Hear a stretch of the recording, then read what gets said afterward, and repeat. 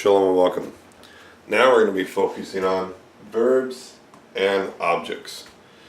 So the verb obviously is the word that describes what's going on action-wise. And the object is the one that receives the action.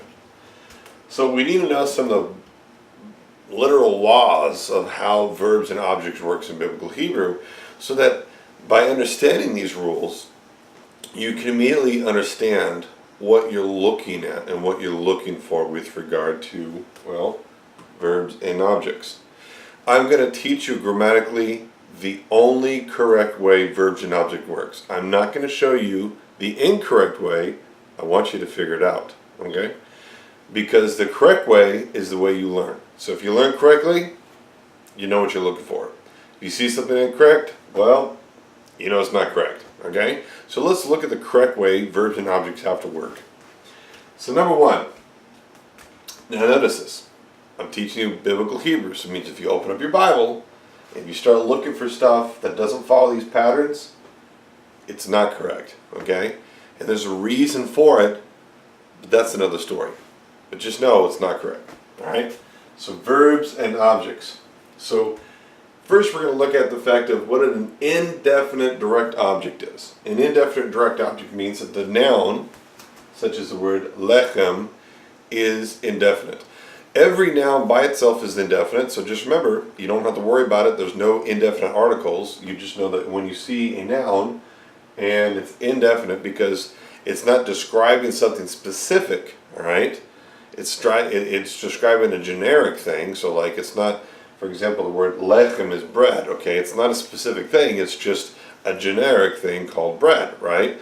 If it was specific, it'd be like, Roman meal bread, it would be like a specific type, that would be identified. And we don't use that in Hebrew, so don't worry about it, so it doesn't matter, okay? So lechem. So hu achal lechem, he ate bread. Now notice with this, that completes the sentence. So this is dealing with the indefinite direct object. What did he eat? He ate lechem, bread.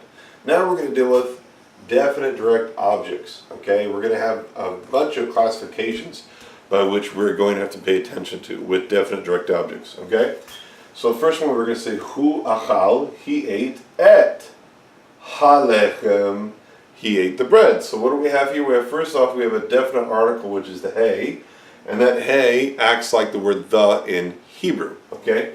So we know that hey, when it's attached to the noun, we have a definite object. So we need the et in Hebrew to be placed before the direct object of our sentence, okay? Now, what does et mean? It means nothing. There's no translational value for the word et.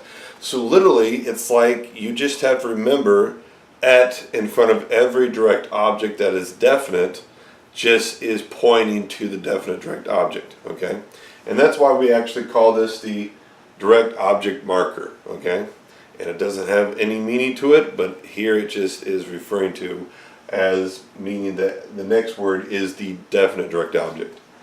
Now, et, the word looks in different ways and has different meanings in different places. Here we're only going to focus upon it being the direct object marker, okay? So just think about that. So, the next one is hu ra'ah et, and this one we're going to be focusing on as the proper noun. So the proper noun is by itself definite. So here the word Moshe is what he saw, okay? He saw Moshe.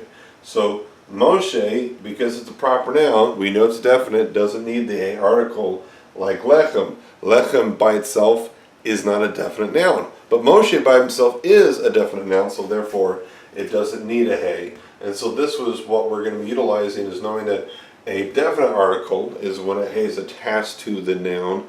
A proper noun is when the noun in itself is definite on its own accord. So the next sentence we're going to look at is hu shata et lachavi. He drank my milk. So here we have the yud, all right, which makes it possessive. And if you want to know all of the different possessive forms, check out my noun video and we'll go over all of the possessive pronoun endings that we add to nouns. There are two videos that I made. One is for singulars and one is for plurals. You got to check out those videos if you want to learn about the possessive pronouns, because there's a lot more than just this one. Of course, you would understand that because, you know, in English there's more than just one form and tense by which you utilize. There's the third, the second, and the first person that you would utilize. So here we have lachavi, my milk. He drank my milk. So this is the possessive pronoun ending that we use. And so a lot of times people don't remember this, that, you know, if the possessive pronoun is attached to the end of the noun, it's definite. And so, you know, when people read, they kind of forget that and they just keep reading on, and they don't realize, wait a second here, halavi, this is my milk, this is definite, and they're not putting together the picture of saying, hey, wait a second here, halavi needs to have et in front of it because it's definite. Next we're going to look at is the definite noun construct. So this is a noun construct by which we're defining as definite. And I think I put this a little too close here. I want to make this a little separate because it's very important to distinguish noun construct. So here we're going to be looking at this as Hu salach, he forgave, et b'nei Noach, the sons of Noach. And remember that in the noun construct, if you look at my noun construct charts, I show you how feminine plurals are used, I show you how masculine plurals are used, I show you the singular form, I show you the plural forms. And here you got to remember that when b'nei is used, the yud identifies this as plural, and we know that when the mem disappears when we're dealing with a plural noun that's masculine. And so we have b'nei, so the yud tells me this is plural, and then noach. So noach, because it's the definite noun, we know that this now goes with the fact of making this whole object definite.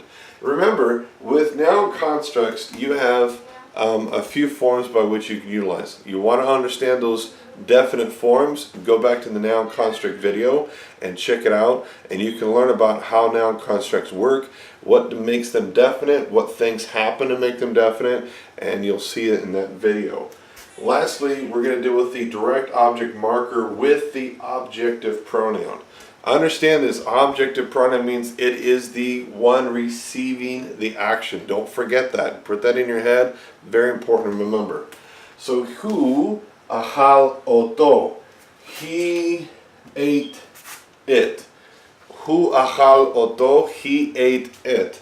So here we're seeing the fact that et can be also used with a possessive pronoun. And so et has the ability to have possessive pronouns.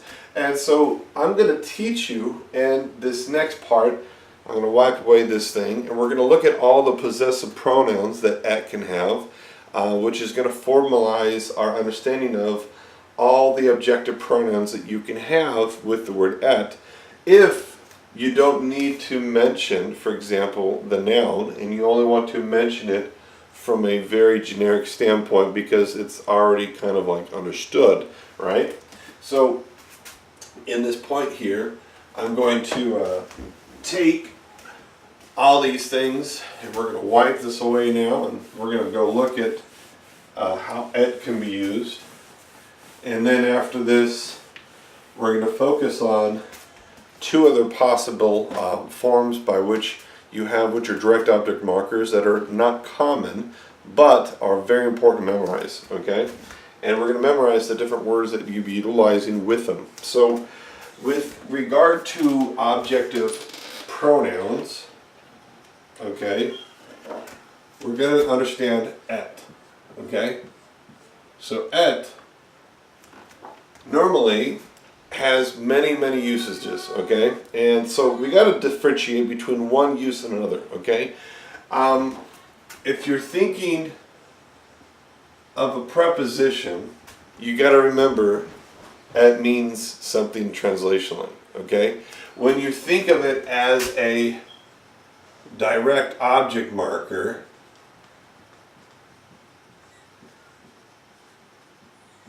you got to remember there is no translational value, which means whatever it's attached to, if it's a noun, the noun is the direct object, that's it. If it has a pronoun attached, we're only translating the pronoun. Et has no meaning whatsoever when it's used as a direct object marker. So don't get yourself confused. There is another form for et by which it has no translational value, and in that case it doesn't even function as this whatsoever, okay?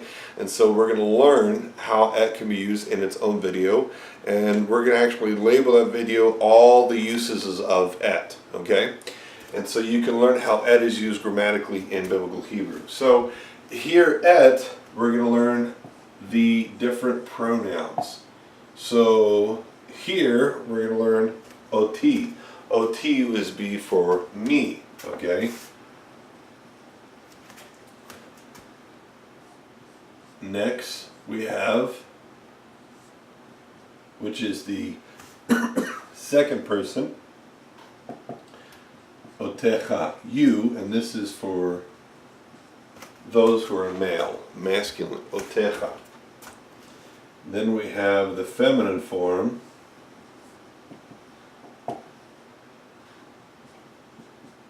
you, otach, that's you. And then we have the third person masculine singular form, oto, him, okay? And this also could be it, by the way. So don't forget that, you know, when you're dealing with the factors of Hebrew, remember Hebrew, everything is masculine or feminine, whether it's a human or whether it's an object. And so it's either a him if it's human or it's an it if it's an object, okay?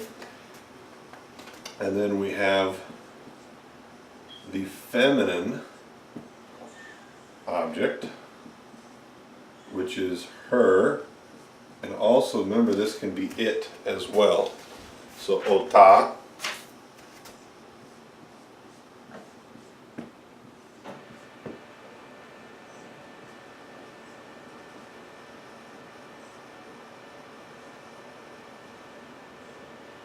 and then now you have otanu, not we, excuse me, be us. Okay. So otanu, us. And then we get to the plural forms.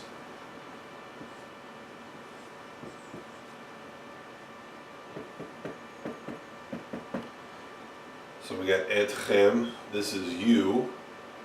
This is for masculine, but also for collective. So remember that whenever you're dealing with a group of people, whether it's a group of boys and girls, you're going to use the masculine form. So etchem, you, is going to be the collective one you'll be utilizing. And then we have the feminine form. This is you. This is only for females. Okay, so that's the collective form for you, etchem. And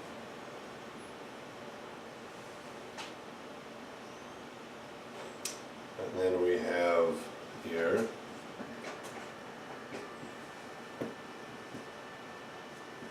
otam and otan. And so this would be them and them. Remember, them also can be used regarding to the same thing we have with a third person. You got to remember, so if it's a human beings, it's them. If it's objects, it's also them as well. And so these are the objective pronouns that can be attached to our object marker, all right? And so we have to remember that at, when we put it into the pronoun attachment form, is going to change. Know the difference between the difference of the object marker and the preposition. The preposition, always going to remember this, whenever you see a dot in the middle of the tav, and you look at any of the pronoun object markers that are put on it, okay, you got to remember that immediately you're going to be translating this as with. So very key thing, the dot, without it, you know you're talking about a direct object marker, okay? And this is going to basically just be all of the forms you'll be utilizing. So whether you want to say, Hu ra'a otecha, he saw you, okay, or Hu ra'a otach, he saw you, feminine.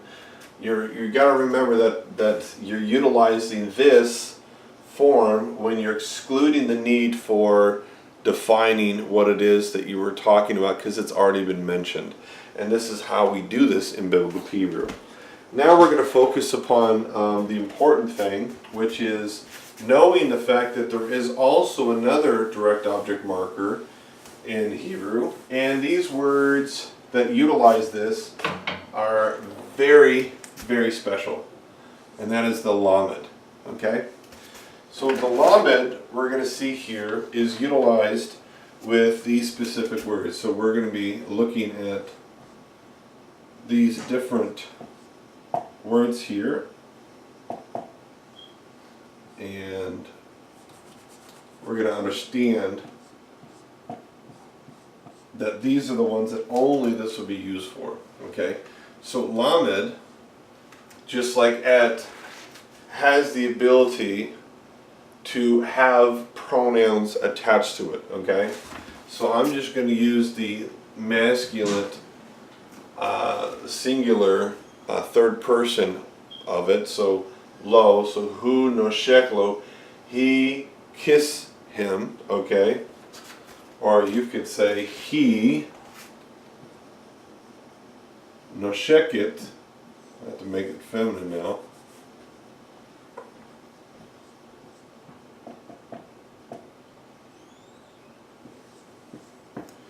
He nosheket lo, she is kissing him, okay?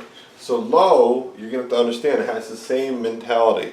It doesn't have any translational value with the lamed, just the pronoun is going to be translated. And so basically we have a few words here that are going to be utilized with regard to when you would use lo. So for example, if I say, hu chobek lo, he hugged him, or he is hugging him.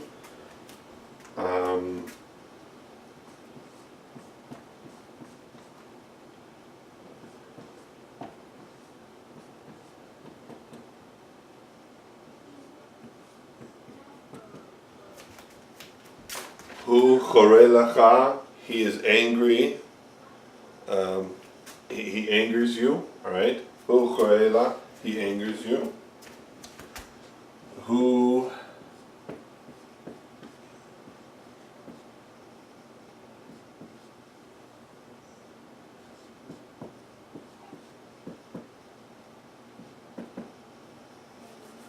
put these two close together.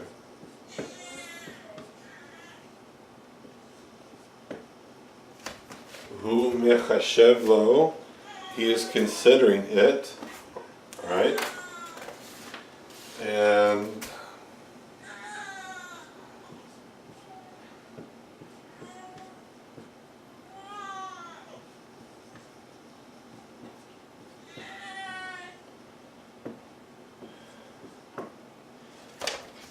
hu yohav lo, he will love him.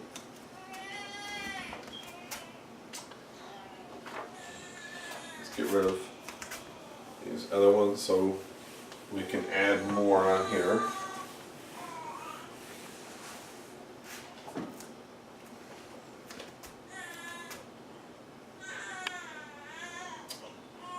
So, hu ma'amin lo, he is believing him.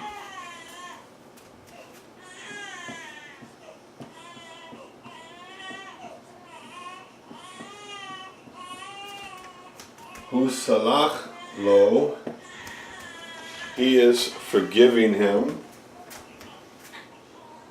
Or hu salach lo, he forgave him. I'll leave that past tense on there.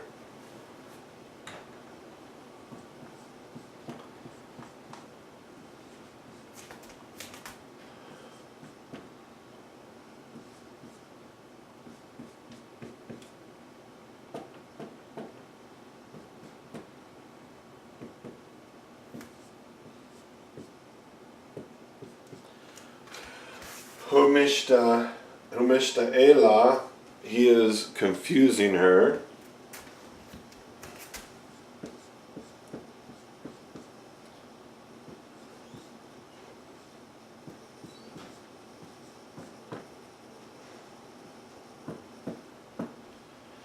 Hu maniach lo, he is permitting or allowing him. And this here are the words that you're going to find is going to constantly be using. So I'll go over the words again, even though I didn't write them. I don't have them all written up here. So nashak, which means to kiss, you're going to use the word lo. You're going to use the lamed. Habek, which is the word for hugging, habak. You're going to use the lamed for that's the direct object marker for that one. Chara, to be angered, you're going to use the direct object marker. The word chashav, or the word for thinking, you're going to use the direct object marker right here with this one. Ahav, you're going to use once again the lamed. Ma'amin, to believe, you're going to use the direct object marker. Salach, forgiving, you're going to use direct object marker. Mishta'aneh, or confusing, direct object marker. Aminach, and permitting, you're going to use once again the lamed, which is the direct object marker for this one. The next one we're going to have is one that's important to know, and it's bet. And this is going to be the last one that's going to be dealing with the object markers. And this one is vitally important to know because it functions very much like at in Hebrew, okay? It functions like the word at. And also, it can function as in a sense of a part of something, okay? I'm going to explain this in detail when we're talking about a part of something. But if, for example, here, if we said hu achal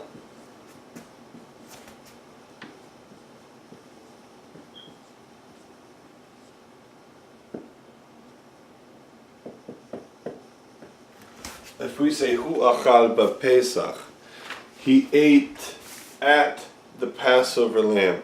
What does it mean? It means he ate a part of. This is why I brought this into play here, a part of something. He didn't eat the whole thing. He ate a part of it. He ate some part of the actual Pesach. So that's what this means in Hebrew. And so therefore it's very important to kind of understand how this one works. Because if we said, for example, once again, if we said hu achal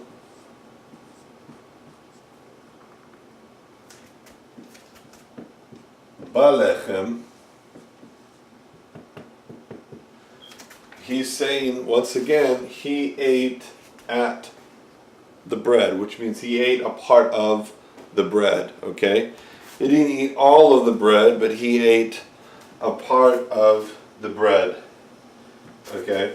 And I'm going to change this and put another sentence up here so we can get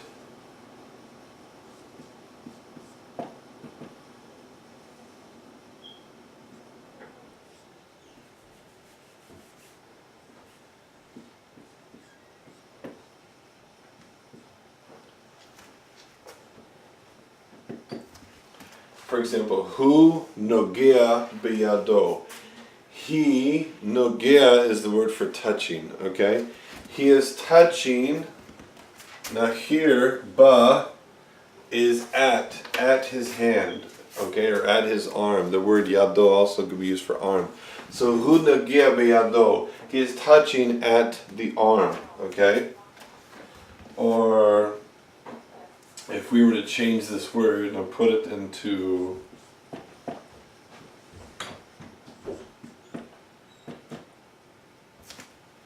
hu tofesh biyado, he is grasping at the arm. So we gotta understand that this bet functions to mean as like at or as a part of something. And this is why it's very important to understand this word, because It's very difficult sometimes when people are going through it and they're saying, I don't quite understand how bet is being used.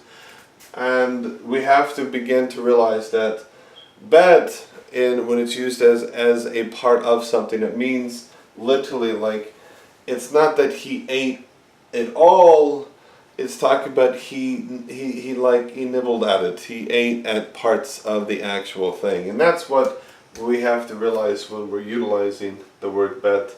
But this will conclude the video which deals with our direct object markers, and we're dealing with the fact of we've learned the correct version of how direct objects work and how the objective pronouns have to work functionally within this. If it doesn't follow the standards that I gave you, it's not grammatically correct.